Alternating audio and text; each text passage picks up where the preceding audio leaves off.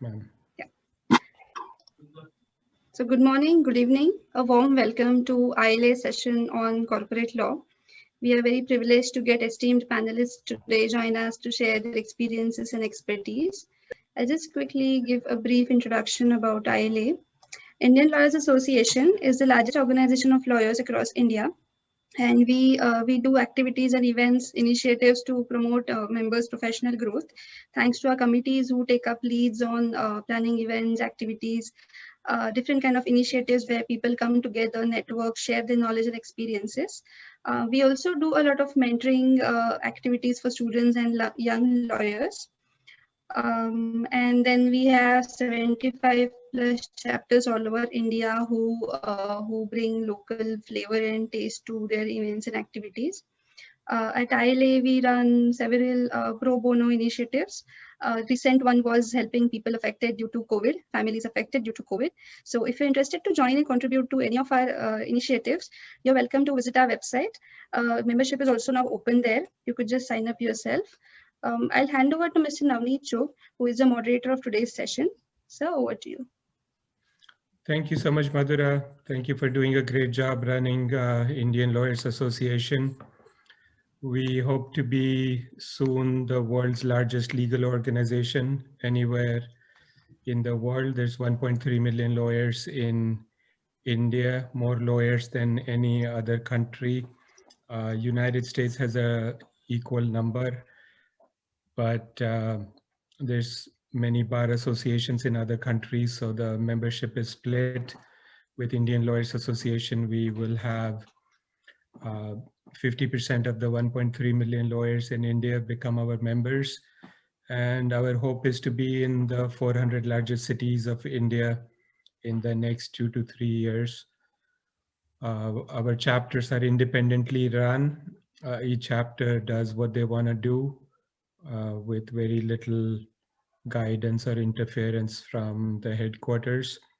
After all, we are all lawyers and we're supposed to run societies and help run the country. So why have to listen to anyone else about how to run the ILA chapter in town? We have a great website with all of our goals and aspirations on our website. So please look it up. If there is an ILA chapter in your city, please join and participate. If there isn't one in your city, then please send us an email and we'll be very happy to start a chapter in your city. When you call us, if you're very excited about having a chapter in your city, then be careful, because our next comment to you is going to be, can you become the president of the ILA chapter in your city? So be careful when you call us. Kostab is laughing because that's what happened to him. He was excited, so we made him president of ILA Kolhapur. So today's topic is corporate law.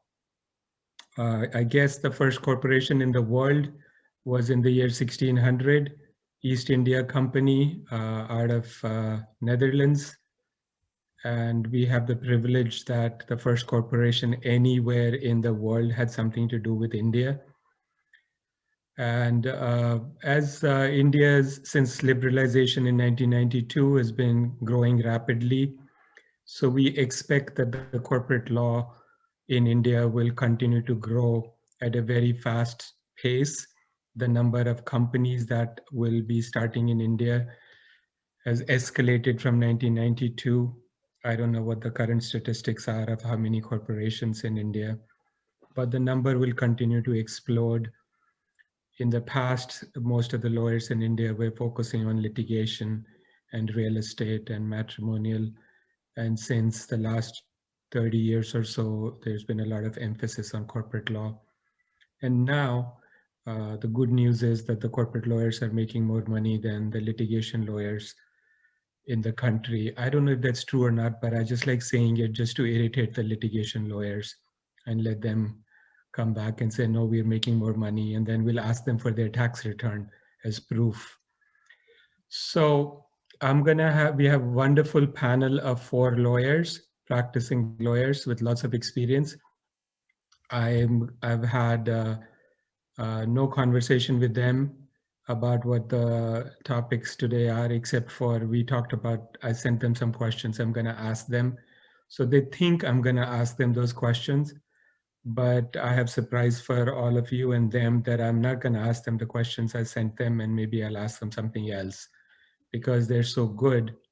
They ought to be able to answer these questions on their toes, right? So we'll see. So we plan to have a very fun and entertaining and interesting session alongside having some serious conversation about corporate law.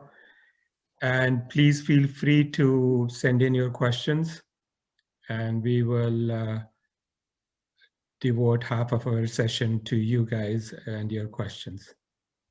First, let's ask for introduction from everyone, and we will be decent and we'll start with the lady of the panel, Kavita. Good morning, everyone.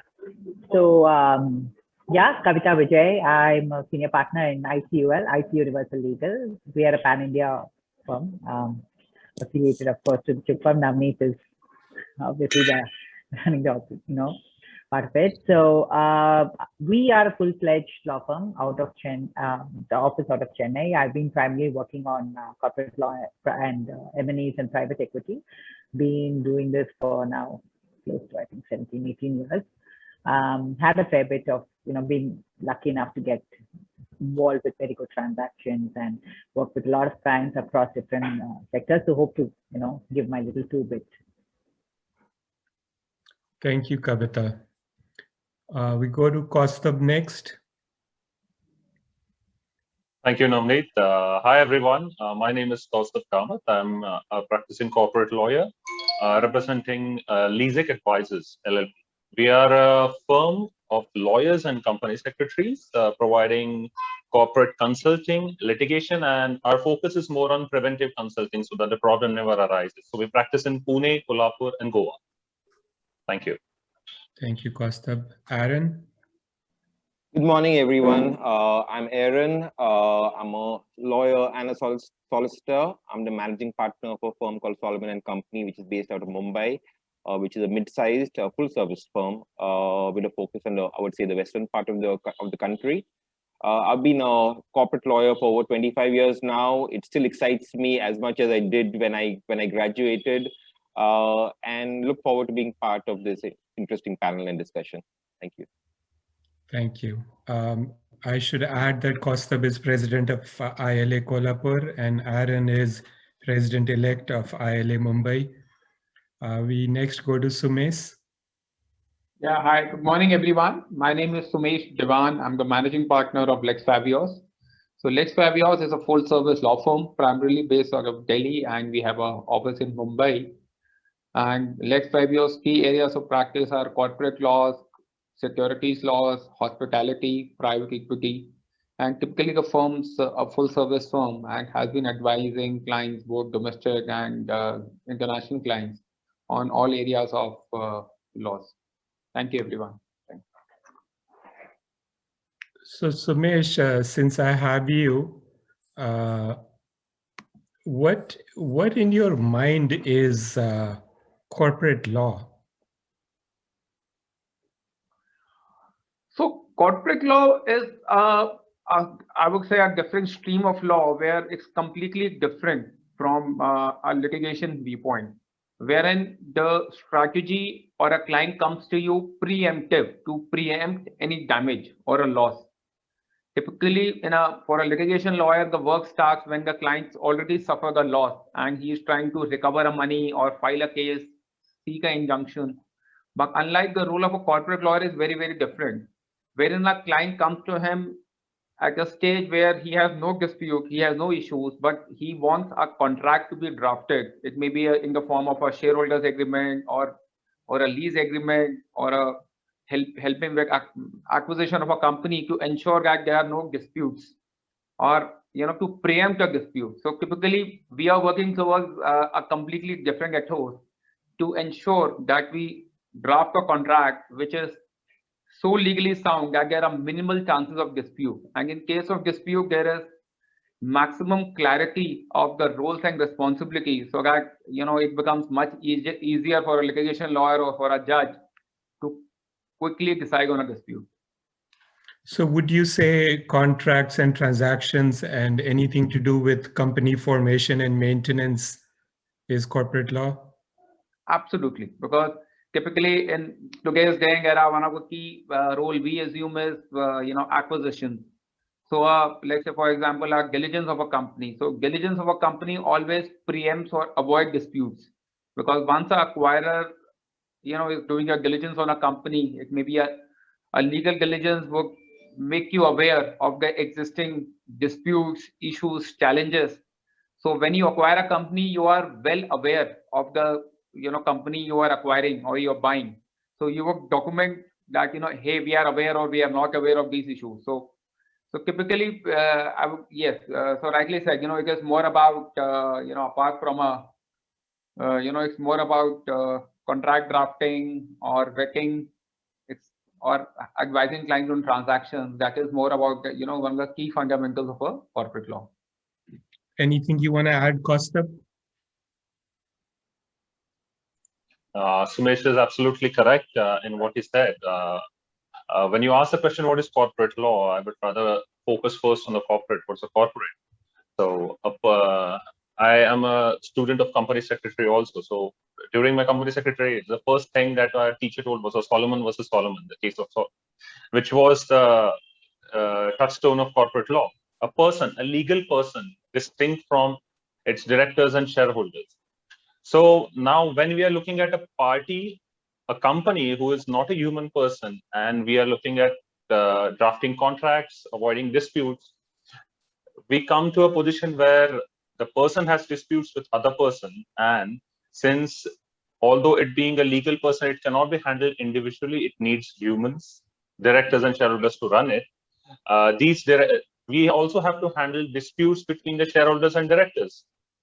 So now when Sumesh says contracts, these contracts are with outsiders as well as insiders. But in Indian context of corporate law, at least in cities which are not Mumbai or metros, one thing that we have seen is very few people have contracts with those inside the company. There are many contracts with those outside, but not with those inside. And that is what gives, let's say, business to lawyers like corporate lawyers like us. Because that is when the disputes happen, there are problems. So Kavita, thank you, Kaustubh. So Kavita, what do you think are the hallmarks of a good corporate lawyer? I think the most important thing, first and foremost, is for lawyers to actually understand what the requirement of the client is. Very often, we need to first understand, to some extent, the business. That's not our area of expertise, right? Clients come to you from across sectors, and it is very first important job of the corporate lawyer is to actually try to understand what is his requirement, what is business, and to kind of draft the necessary documentation to that. Based on whether it's a customer contract, supplier contract, vendors, M&A, private equity, is it regulatory advice, is it interpretation of a secretarial company, requirement. There are so many aspects of corporate law, so you have to kind of, I feel, address that. There are so many attributes, but this is one of the main things that I think, which are increasingly, the lines are getting very blurred, I guess, in our field. So it's very important for us to, we are no longer, like, clients don't come to you to know, okay, this is the legal provision, right? They're coming to you to find a business solution to a legal problem. So you have to kind of weigh the commercials, you have to weigh the business needs, you have to kind of balance it all together and give them a practical solution. I think that would be the most important requirement. So, hey, Aaron, do you think you're a good corporate lawyer? I try to be, and I've been working at it for many years now. Yeah, I think, like Kavita said, the lines are getting blurred. Me having a foundation in litigation for the first few years of my practice certainly helped. And I've always enjoyed the breadth of law. So while corporate law is definitely a practice area, corporate law is itself based on multiple different areas of law. It's not only Companies Act. It goes right from, of course, foreign exchange and regulatory compliance and customs and tax laws and, of course, Sale of Goods Act. You need to know your litigation and arbitration as well. So, Aaron, if I just finished law school and I want to become a corporate lawyer and I come to you and say, hey, I want to become one of the best corporate lawyers in India, what would be your advice to me? So I think many of the international firms do that, and we have tried to implement that in our firm as well, where for the first 2 years of a fresh graduate, you do 6 months each in a different practice area. So you do 6 months of litigation, 6 months of real estate, maybe 6 months of technology and IP, and then the last 6 months of corporate law. And then if you like it, I mean, hopefully you continue as a corporate lawyer. Because, I mean, of course, licensing and technology is a very important part of most corporate transactions in today's day and age. Real estate has always results in some of the biggest corporate transactions. And litigation is a common risk, I would say, in all corporate transactions as well. So looking at a bit of a multidisciplinary approach where you get familiarity to different areas before getting into corporate law full time, I think is a very important first few steps for an aspiring corporate lawyer. Wonderful. Thank you so much. So Sumesh, when it comes to corporate transactions and mergers and acquisitions, what's your advice on how to best service your corporate clients? How to best service a corporate client is, typically when we get into a transaction, so first of all, we need to understand what is the client looking at, what is the client expectation. Is a client, because we always advise a client to hire a lawyer at the earliest possible stage before you agree on certain terms. Well, what happens in certain transactions, we've seen the parties have already gone ahead and signed some MOUs. They agree to certain things which are not tenable in law or not achievable.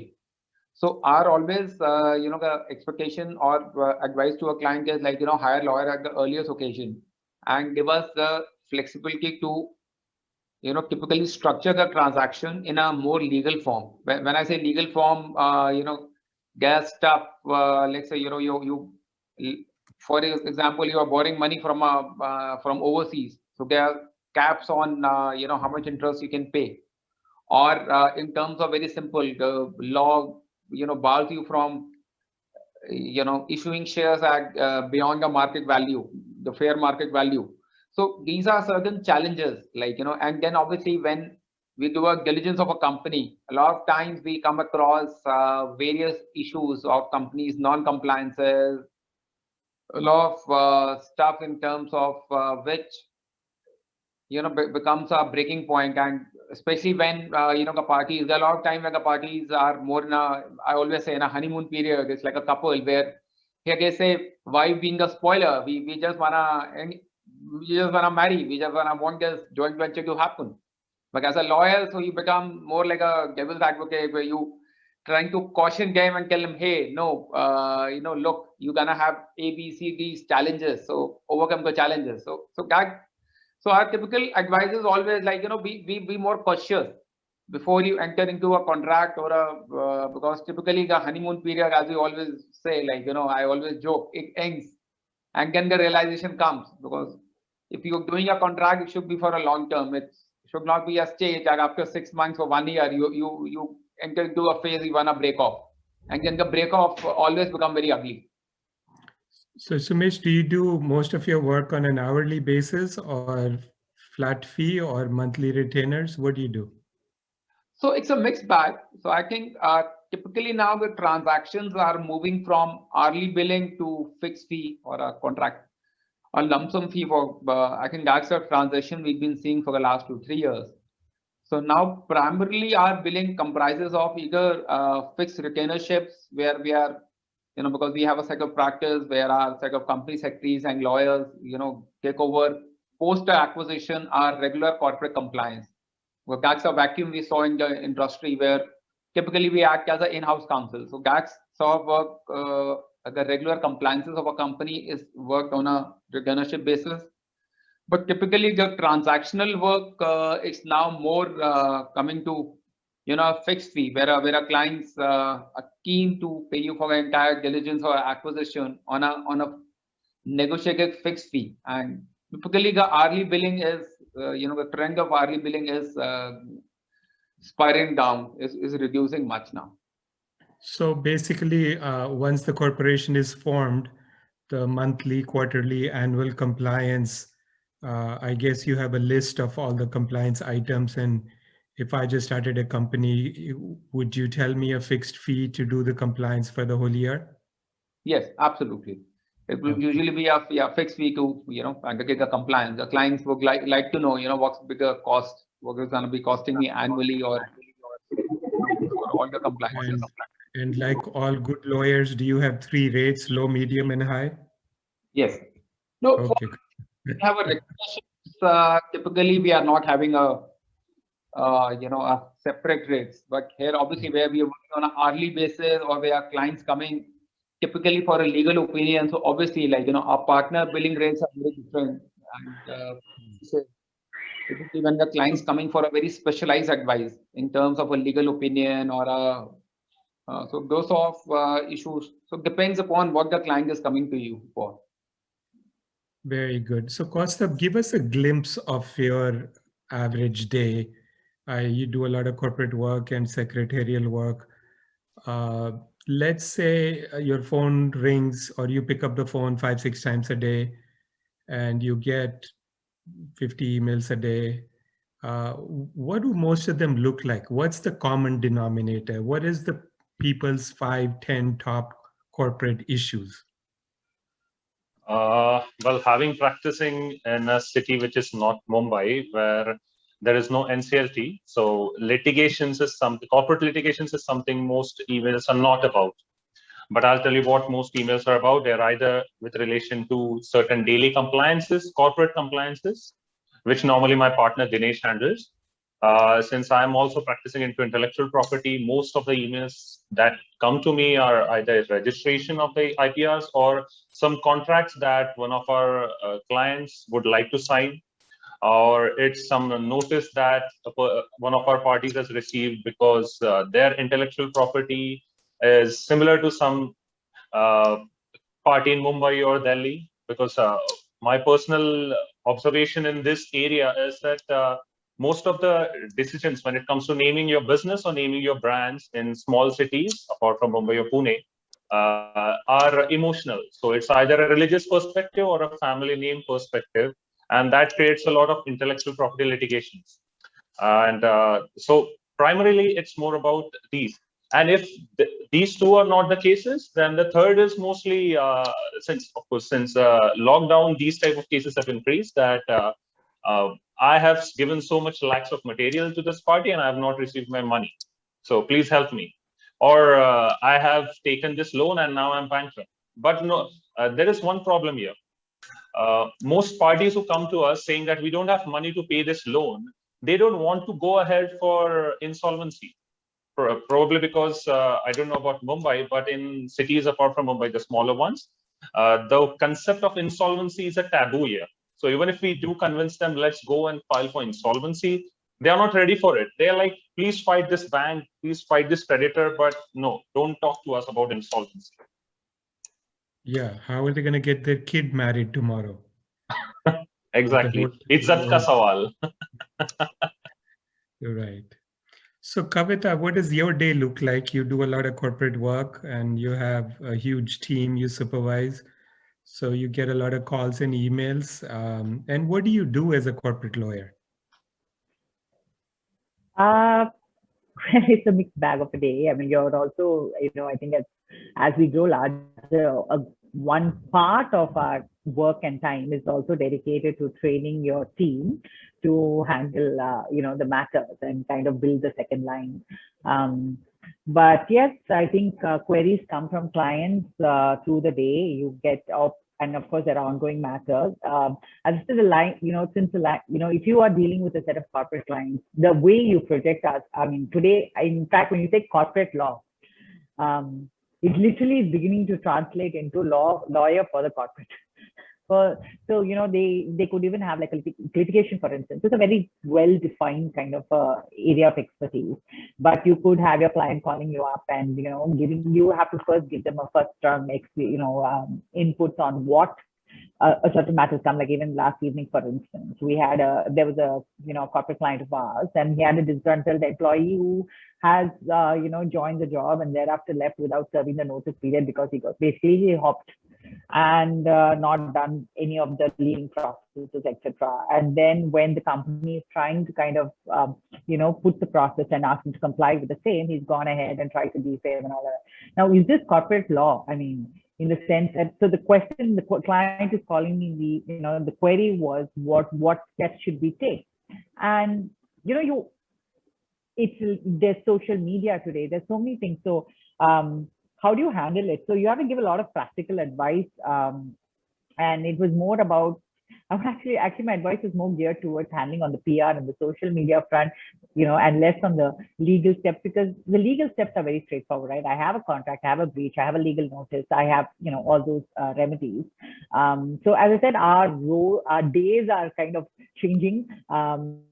This lockdown has actually also kind of really made us relook at a lot of solutions. I think the more traditional solutions, very simple, so we ourselves are, I think, in the process of learning.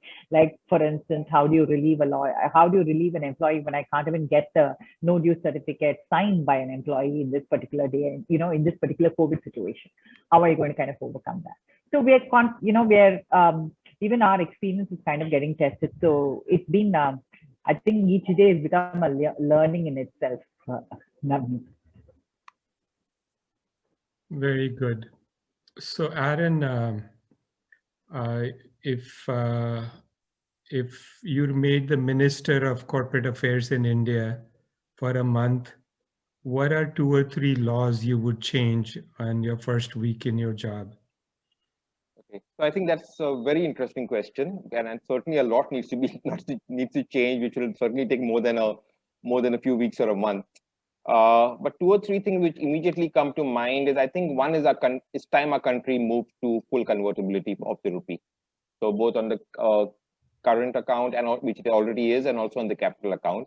Of course, with controls to prevent any abuse. And based upon self-declarations, only if the rupee is fully convertible will our doors truly be open for foreign investment in our country. So I think that's one thing which I think is beyond time when this ought to have been done. I think we're already on partial convertibility for how many, 30 years now. Why isn't it done? What do you think the government's afraid of, that people are going to move a lot of rupees and buy dollars and move money outside of India? I think so. I mean, just moving money outside the country, I mean, evading taxes. So while the laws have become stricter in terms of dealing with black money and moving the country and tracking systems for overseas bank accounts that we saw with HSBC and some of the other overseas Swiss bank accounts, the laws have become a bit more stringent. But that final liberalization step to finally move to full convertibility has not gone and continues to exist, which again has its own set of disadvantages and potential abuse. So that is one. 2, especially from a corporate law perspective, we don't really have a law for investor protection in our country. And I'm not speaking about the listed companies. I'm talking about the unlisted companies, and we're talking about startups, and which is, I mean, some of the where we see a lot more work in many cases. I mean, the Companies Act, I mean, it deals with give the majority the right to control the company, has very limited provisions for minority investors as a group. But we're looking at, I mean, investors right now, I mean, strategic investors, fund investors, private equity. And when many of their rights, we're still looking at a 1960 Act for sale of goods, where we deal with shares and cars and, I mean, air conditioners all under the same heading. So there's no real law dealing with investors in shares. I mean, and we're living in, I mean, in the 21st century. So I think that's something which is overdue. The third thing which I would really do for the benefit of the profession of corporate lawyers, internationally, we see most large transaction closings are always accompanied with a lawyer's opinion, with a legal opinion, saying that the agreement is enforceable and has been validly signed and it's been validly stamped. That's a practice we do not have in our country. And I think it's very important that we have it. One is to, of course, ensure greater compliance, payment of stamp duty, to encourage clients to engage lawyers, in fact, because they will need an opinion. Also, of course, also to give a fill up to our legal profession and to corporate lawyers, to provide them with a role And I think it will overall help greater compliance, better quality contracts. So these are the 2 or 3 things which I would certainly consider. So Aaron, when I deal with foreign investors investing into India, they can't believe the fact that India has a rule that you need at least 2 shareholders. And what ends up happening is that the company ends up owning 99.9 and then one of our lawyers ends up owning 0.1. So doesn't the government know that so much of this is being done unnecessarily? And they must see that there's thousands of companies with a 0.1 shareholder. And then the client says, well, how do I know you're going to give it back to me? And then we have to do those agreements. What is the point of 2 shareholders? True. So while, of course, our new Companies Act 2013 does provide for 1-person companies now, but I think there's a restriction in terms of the total volume and size of the company and the capital, beyond which I think then you got to move back to the 2 shareholder and the 2 director rule, which I agree with you. I mean, it causes tremendous first nuisance, cost, the need to find a second shareholder in the country. And then having the shareholder will result in its own set of complications, because if you want to change that shareholder, it could result in a tax notice or inquiry on did he sell off that 1 share for fair value. So yeah, absolutely, that is something which I feel is an unnecessary, and there are many other similar cases like that. If you see internationally, for example, the charter documents of a company, they are, I mean, 2 or 3 page documents. In India, I still think our charter documents, articles of association, I've never seen one less than 40 pages. I think, as Kaustubh will confirm, because you got to write everything in there. And I feel because our laws are less advanced, or sometimes I would say even outdated, that's the reason we need to draft more. And when you draft more, it creates more scope of disagreement and dispute. So if more was codified and the laws were more developed and we had more model laws, then the reliance on drafting and the scope of disputes would be less. Right. I think we could do with 99% less bureaucracy, and the 1% laws that do remain, those should be enforced properly. But all these laws of 2 shareholders, and there must be an India director. Look, in this global world now, it's great if there is an India director, or there isn't, it shouldn't matter. I disagree, because most of the countries, in fact, even US, India introduced the India director much in last couple of years. In fact, US had it for ages, and most of the countries, be it Mauritius, be it Singapore, every country insists on 1 local director. I think that's more for the purpose of having 1 guy responsible for compliances. So there I've got good news for you. US doesn't require a US director. No US director, no US shareholder. 1 shareholder is fine. You've never been to the US, that's fine. You want to incorporate sitting from your bedroom in Delhi or Germany, no problem. Issue as many shares as you want. You remain the director. Only if you have more than 2 shareholders is there a 2 director requirement, but still no director of United States requirement. And to add to it, even to start a non-profit in the United States, there is no requirement of a local director. It's just fabulous. It's just. And if I'm not mistaken, many other countries provide for either 1 local director or a local company secretary. So if you have a local company secretary appointed, then you don't need the local director. So I mean, it got even more regulated countries than the US do provide for greater flexibility. Right. So Sumesh, it's so difficult to put an end to a company and to dissolve a company. Do you have any secrets on how to do it faster? See, so the government has, still, it's a long way to go.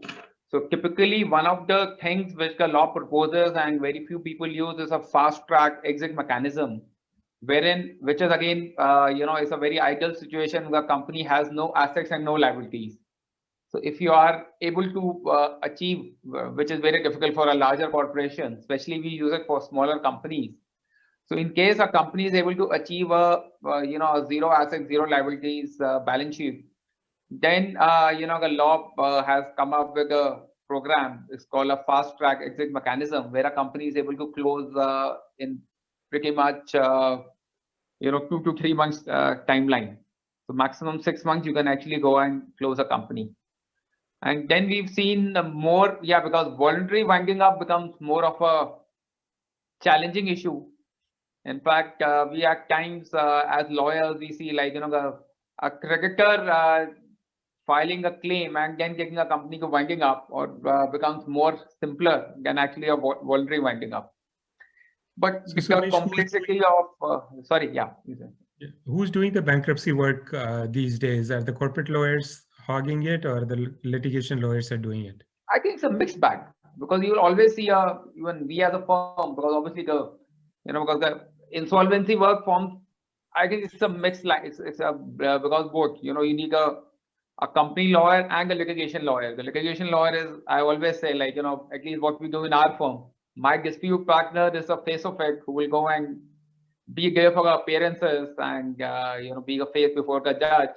But typically, because it involves so much of company law, our presence the corporate lawyer's presence for drafting or being part of the, so it's pretty much a mixed bag where, every law firm would have a mix of corporate lawyers and dispute lawyers, working on, or there are obviously the larger law firms who created a niche area of insolvency laws, and there are lawyers who are only practicing insolvency and not. So, Kaustubh, in your mind, your practice, your experience, what are the few bureaucratic, unnecessary rules, regulations, paperwork that you and your clients face when it comes to corporate law? Thank you for the question, Navneet. I've been thinking about this point since the day you sent me the questions. Well, one of the most important part, which most of us will agree, is the physical search with ROC. Register of Companies digitized documents, most of the documents after 2006. So if there is a litigation which requires records prior to that, we have to go to the requisite ROC office and physically search them, get the certified copies from them. Now, when you're looking at corporate law, when most of things have been digitized, this is one thing that creates a big logistical issues, especially for lawyers who are not in the the geographical location of the ROC, that is Pune and Mumbai in Maharashtra. So you have to go all the way, get those documents, get them they're the certified copies. So if these were also available online, it would make things a lot easier. But we still don't know when it will happen. Well, that is one thing. One more thing that we face, we all know that the courts are filled with cases. So litigation, ending a litigation is not easy because it takes a lot of time. So as corporate lawyers, we make sure that we put the arbitration clause, make arbitration clause a part of the agreement.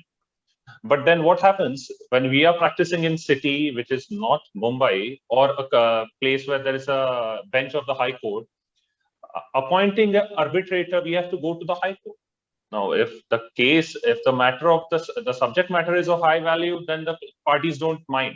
But if it's not that high value, if it's just a dispute, maybe the value is low, the parties are against it. So now this kind of disputes just remain in limbo.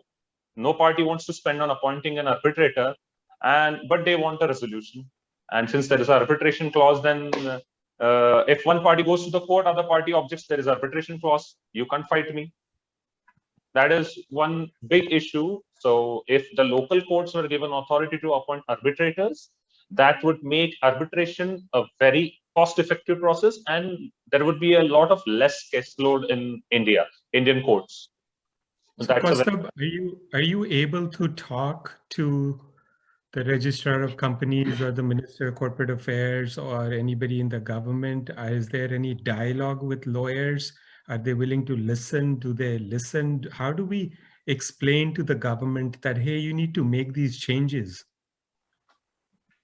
I guess since this is not a matter of PIL, we may just have to write an application to them, but there is no way to know when these applications will be taken seriously and brought into effect. We all know that. Do you ever talk to the government in Bombay, Aaron? Do you have any symposiums, any seminars, any opportunities? So I think most of the primary laws, as you know, are central based. So the Ministry of Law is in Delhi.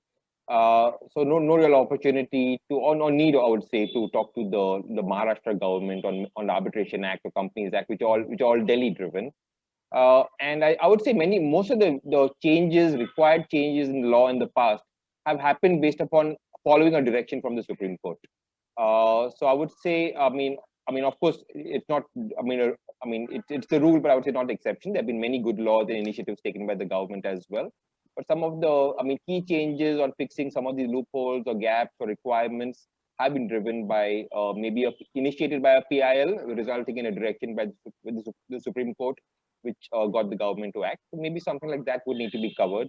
Because the government on its own to do something like this, one, its hands are full. There are many different things to look at, different points of view on something like this as well. So I think something from the Supreme Court would help. You think this should be a state issue and Delhi shouldn't be trying to rule 1.4 billion people from one city? No, I think we do need more centralized laws and legislations in our country rather than less. Okay. Kaustubh, what else? Well, topic of arbitration and ROC, I would also go on to point online filing of suits. There's one, as you have said, there are unnecessary paperwork. So even though they have given us the facility of filing the suits online, we are still required to submit a physical copy of the suit and along with all the related documents in the court. And I completely understand, of course, that is for the judiciary to have a look at the document. Physical documents make more sense than reading them online. But what's the point of filing it online? They can just charge us extra cost and print those documents at their end. Now, right. That is one reason why the online filing process is still not being used in most places today. Because if I anyways have to submit a physical document, why the hell should I bother to scan all those documents, compress them to the necessary size and upload them, wait for my internet connection to be faster and all that. But if this is made more effective, it can change the way litigations happen in a very big way, because many parties who are probably in the smaller villages, smaller the tehsil places, for them, the lawyers practicing there, it would be easier for them to file. They don't have to come all the way to the district or go to High Court, Mumbai, and file them and probably submit the physical documents there. Good. Madhura, you know what we should do is ask our thousands of lawyers who are members to send us comments on what bureaucratic things can be removed. And then maybe we compile a list of 500 things and send it to the government on behalf of ILA and the 1.3 million lawyers in the country. We have to start making noise. And it's not the government's fault alone. We need to participate. Sitting in Delhi, how would they know all this stuff? Our duty to let them know. Okay, so we have, thank you all panelists. You guys did great. So now we'll devote the rest of our 20 minutes or so or 15 minutes or so to Q&A. We have a lot of you posted interesting questions. Please post more questions. There's no such thing as a silly question. Even if it is kindergarten-like, we want to hear and we will respond. And I'd ask Kavita to help me with the Q&A session. So Kavita, you have some questions you want to ask the panelists? Sure. I think there are already a couple of queries which have been posted by the attendees. So one of the questions which have been asked, and I think I will ask, maybe Sumesh can answer this, is that, there is a signed MOU, and how do you assist, which the client has signed without getting consultation from the lawyer, and what do you do thereafter? I mean, if you do get into a situation, and how do how can a lawyer actually assist the client? Once you have a MOU, first of all, MOU can be binding or a non-binding MOU. So if it's only a case where the terms of a MOU are binding upon the parties, then one of the parties who has signed it, or anyone can exercise his legal rights to enforce it. So at times, so MOU becomes a document which is probably one of the unique documents if you say that, we are having a MOU, but the MOU is not binding upon the parties, it's only expression of interest. So it may be a case where actually you have a MOU, but you cannot legally enforce. So the enforceability of a MOU would more be contingent or depending upon the terms of the MOU. Thanks, Dinesh. I think I'm just going to add my 2 bits here on the MOU part, for the thing. So I guess, this is a very general question, and unfortunately, no lawyer can actually kind of commit how to help you get out of the MOU unless they see it. But one of the principles which you can all keep in mind is at the end of the day, and I think which we need to impress to the companies and the clients is that a good chunk of your contracts, actually, whether it's an MOU, whether it's a contract, whether it's any form of document or which you get into sign, largely is driven by the negotiated terms between the 2 parties. The fact of law, is in a contract per se, is actually very minimalistic. Yes, there's the governing law, there is the jurisdiction, but what are the principal commercial terms? So that is something that the client actually should be well aware of, and what they have committed to, which they can negotiate. I do believe that there is a necessity for companies to get legal counsel, and it's kind of it's a tough allocation, right? You could be a startup, you could be, what is the necessary allocation of funds towards legal expertise, or but it's actually it's like how we take insurance. It's to kind of prevent a larger liability or a loss in the end, and that balance is something which companies do need to kind of somewhere evaluate and try and get sound legal advice, because obviously prevention is a standard thing, right? Prevention is better than cure. Yes, we'll try and see what the loopholes are, what are the how can we get you out of the MOU, but it's already a signed contract which you've committed to, whether depending on whether it's binding, non-binding, like Sumesh said, etc. So I think that's that is something that clients do need to bear in mind. There is another question which has actually been asked by another panelist, which I'm going to ask Solomon, considering you've got about 25 years of experience. What can they read to understand the ins and outs of transactional law? Is that for me? Yes, Solomon. Okay. Yes, Aaron. Sorry. Yeah. So I'm not really aware of any single book or commentary which can cover the vast areas of law to be done by a corporate lawyer. I think the subject is vast. It includes, of course, Companies Act, and a Companies Act itself. To my mind, I've always focused on the BEAR Act. It's a very detailed statute. If you read the BEAR Act itself 3 times, don't get too distracted with the commentary or the litigation. To understand the sections, that's a fantastic starting point. Reserve Bank of India offers FEMA and its main master circulars and directions. That would be the second thing. If you're looking at, of course, listed companies, then I would say the SEBI statutes, and the Income Tax Act. If you cover, I would say, these 4 grounds, they would be cover a large portion of the laws you need to do. And after that, honestly, it's pure experience. Skills of negotiation are important. Drafting skills are important. And letter writing skills as well. So if you master those skills as well, along with these, these technical skills, I think it's a good place to start. Yeah, and if I may add, Kavita, I think to me, a difference between an okay corporate lawyer and an excellent corporate lawyer is that the excellent corporate lawyer understands business. And I think what I tell the young lawyers that join our firm is that I expect them to be, in addition to, of course, all the legal reading, I expect them to be reading the Wall Street Journal or the Economic Times or the Economist or the Business Standard or the Fortune magazine or Forbes magazine. They need to understand what's happening in the business world. Clients don't come to us, they don't want to hear a code section from the Indian Companies Act. They want to know how is it applicable, and if there are any exceptions around it. And they want business answers. And when people don't understand business, it's very hard for them to give clients business answers. And the next thing, pet peeve I have is when some lawyer comes to me and says, hey, can you help me read this financial statement? And I say, yeah, sure, I'm happy to help. But let's read the financial statement. The first line of the balance sheet says cash in bank.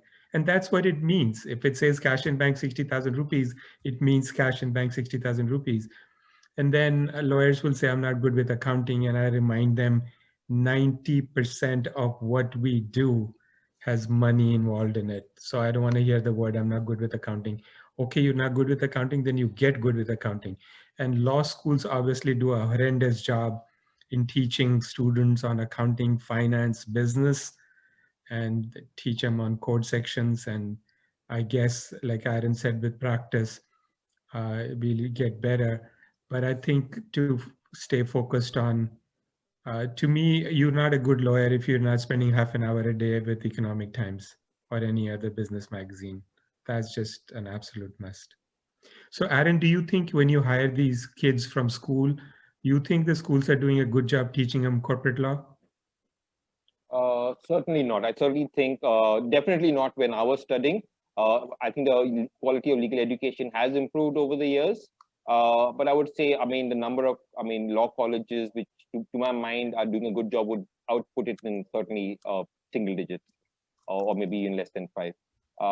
So I certainly think a lot of the training and experience is in the initial years following, graduation. And I agree with you, Navneet. I mean, I see most of the young generation not reading the newspapers anymore. And I think that's a rule. In today's online world, no one likes to pick up the newspapers, and that's a big disadvantage which the newer generation of lawyers are facing. Right. So, Sumesh, the question is, for the students, can you help us, tell us things to do? That's already answered, right, Kavita? It is kind of answered. I think there's one question which maybe Kaustubh can kind of give inputs on is what traits do you believe would help be a good corporate litigation lawyer in corporate, for corporate law or corporate disputes? How could, and another related question to that was also, if you're been doing criminal law, but litigation, but you also want to do like, kind of shift or rather expand your practice area to include corporate litigation. Okay. What kind of skill sets or, what would help? Okay. I think in the first part, Aaron did give everybody some points, I think in the beginning of our discussion, but I'll repeat them. My personal experience, I would say that corporate law per se is just one part of the law. So if you are looking at learning any skills with relation to corporate law, you need to learn litigation as well as non-litigation. So what is non-litigation is, as Kavita's already said, that you need to understand what are the agreements that will prevent the litigation. So what are the agreements that you need to clarify, the negotiations that you have to make sure that the parties have and record them in the written agreement, so that if there is no dispute, and even if there is a dispute, this is the charter based on which the dispute will be handled. Okay, so this is preventive consulting. Then, and the litigation part. What comes in line with that is, I personally did study company secretarial, and then I came into the field of law after I did my LLB. So company secretarial part, I saw that when I studied the company secretarial books and came to the law, my first year of company secretarial syllabus could cover almost first 2 or 3 years of my law. So it was pretty in-depth knowledge of company laws. Now, when we say company laws, it is not just Companies Act. You need to know the basics of, and I'm not saying you need to know the whole book by heart, but you need to know the basics of Companies Act, LLP, if there are securities laws. And as Navneet said, you need to understand business most importantly, because we were lucky to be from business backgrounds, me and my partner. All of us come from a business background. So when we came into law, we already knew business.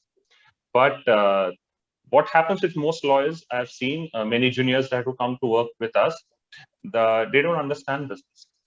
They have, from watching series and movies, they have a concept of law in mind, but that is not what works in corporate law.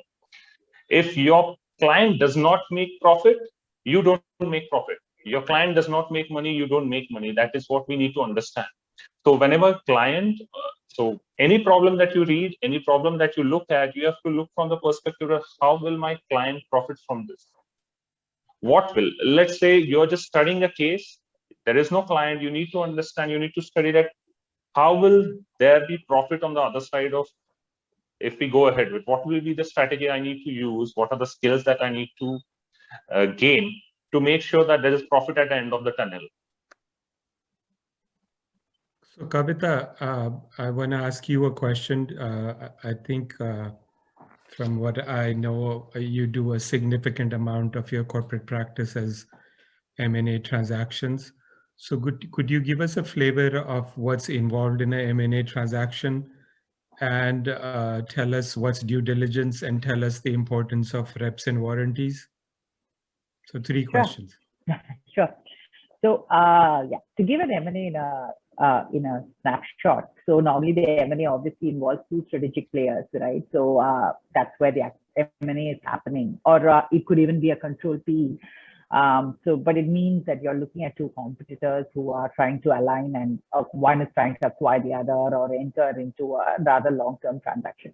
What I'm typically seeing is that most of these M&A transactions actually don't happen in a single tranche, and it's kind of spread out over a couple of years, because the seller and the company team, promoter team, kind of, it's a lot of the purchase considerations are also dependent on future performances. So because it's dependent on future performances, they also want the promoters and the selling shareholders to kind of put their, put their money with it, kind of contribute to that growth and kind of live up to the potential that they have delivered upon, and said that, this is the basis on which you should acquire, this is the futuristic potential earning capacity of the company, and therefore this is the price. So that's one of the first things that we need to remember, that it's which is where the complications kind of, the documentation gets a little more challenging, or rather needs to be more carefully scrutinized, because it's not straight buy in, buy out, and let's move on. If you have a share purchase agreement, you'll have a shareholders agreement, which kind of governs how the future additional tranche, etc., is going to be set.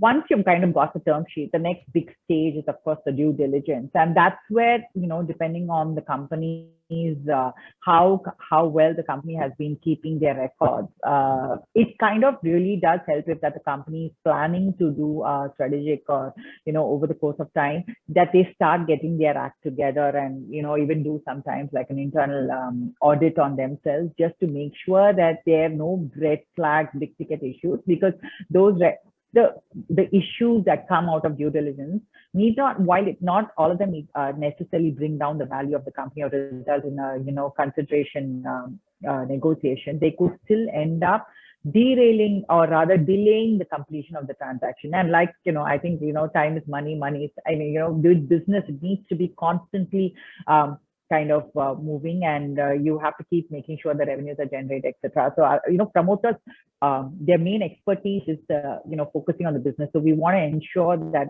the time to complete from start to finish of a transaction is kind of crunched in and completed. So that helps, because obviously they have to do a detailed diligence. Now, even though the acquirer does a detailed diligence, they are still very dependent on what you have presented to them as a the sellers.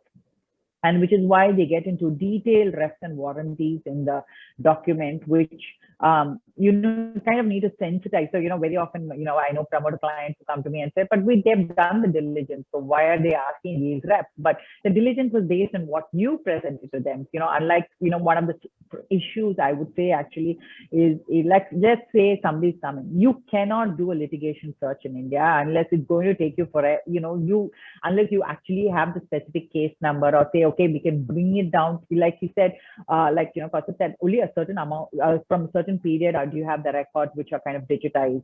You don't know which, there are so many codes spread across. You really cannot just undertake a litigation search, you are dependent on the company to kind of say. So a large part of the diligence is dependent on what the company team has kind of shown, or the selling shareholder team has shown the acquirer team, which is why they rely on the reps and the warranties. And therefore, those are the, quite well negotiated. You have, and you're given an opportunity to kind of disclose, saying, listen, you've done the diligence, I've shown you this is my qualification to the reps.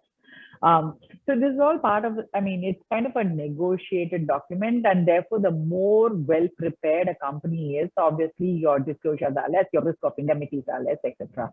The more, the non-compliances, the issues you start getting into, okay, let's have a withhold amount, amount withheld and kept in an escrow, let's have an indemnity escrow, let's have a tranching, all those additional complications, rather, renegotiation points get negotiated into the contract. That's pretty much, Navneet, I've just kind of crunched it in and given it to you in a nutshell. Yes.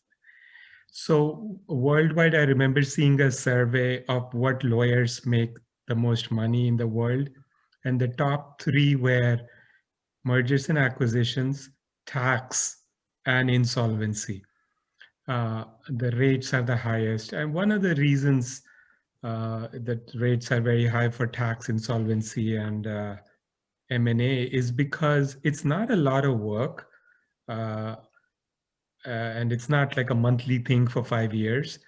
But it's a little bit of work. You file an insolvency and you get it done. You give a tax advice and you get it done. But the impact of your advice can be so huge and so dramatic, and you can save a company millions of rupees or dollars if you do the insolvency properly. Same with tax advice, same with M&A. That's why these lawyers charge amongst the highest per hour rates in the world. So Kaustubh, Aaron, Sumesh, have you ever done a due diligence on an M&A transaction and convinced your client not to buy this company that you were doing due diligence on? Yeah, hi. So Sumesh, so it's happened at, so not exactly, advising a client on not buying a company, but what we've done, we typically do is, once we've done a diligence, we red flag all the issues to a client that these are the compliances. This will be the, in fact, at a lot of times the client will even ask us to make a cost. What will be the cost of these compliances? What's the maximum quantum of penalties for each of these non-compliances? And then we get to the point where, the acquirer will get into a negotiation where we've seen actually the value of the transaction going, spiraling down. Sorry, you saying something? Yeah. No. Yeah. Go ahead. No. Yeah. So I'm saying, so yes, the transactions have fallen through because the selling company was, or, the selling promoters were of the view that, okay, I'm not willing to take a haircut on the transaction value because the cost of these non-compliances at times, because obviously, or at times what we've done is we put, a substantial, like a 10-15% of the transaction value in our escrow and said, look, fine, we'll use this money for the compliances, and whatever's residual or left, we'll give it back to you. So those are the times, but yes, there are times where the transactions have fallen through after diligence because the acquiring company always felt that the cost of compliance is too high, or the nature of compliances or non-compliances are such, it would probably take, living in the set of regulations we are, it would take probably more than a year or longer to get the company fully compliant.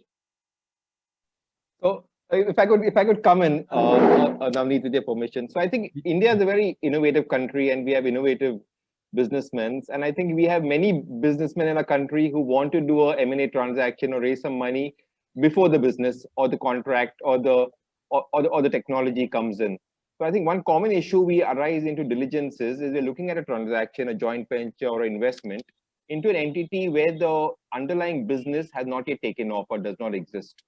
So, evaluating whether a government contract or a big tender or a big project or a land parcel, for example, will actually be won or be acquired subsequent to the investment becomes one of the very big issues we run into the diligence, because then you're not only checking the entity where you're investing, but also what is to follow after that. And very often that always tends to be less realistic than what is in the businessman's mind, and many transactions do tend to fall through on that basis as well. That's great. Kaustubh, in a town like Kolhapur, is there some M&A transactions happening? Kaustubh, any M&A in Kolhapur? Kaustubh can't hear me. Okay. All right. So thank you so much. We'll end on time. And thank you, Sumesh. Thank you, Aaron. Thank you, Kaustubh. Thank you, Kavita. I played some tricks on you, but I thought I'd at least ask the questions that I told you I'll ask, and I think I stuck to half of them. But thank you for answering the questions that I didn't tell you that I'm going to ask you. But I thought we'd keep the conversation more interesting. And let's do this again. It was one of our better panels, nicely attended. And we'll record this, and it's recorded. We'll play it on YouTube. So please forward it to the link to your clients and friends and employees. And let's do this again. Thank you so much. Thank you, Madhura, for all your help. Thank you, Thank you, Navneet. Navneet. Thank you, Navneet. Thank you, everyone, Thank you, for Madhura. joining. Thank you everyone Thank for you. your time. Thanks. Thank you. Thanks, Thanks, everyone who's attended. Thank you.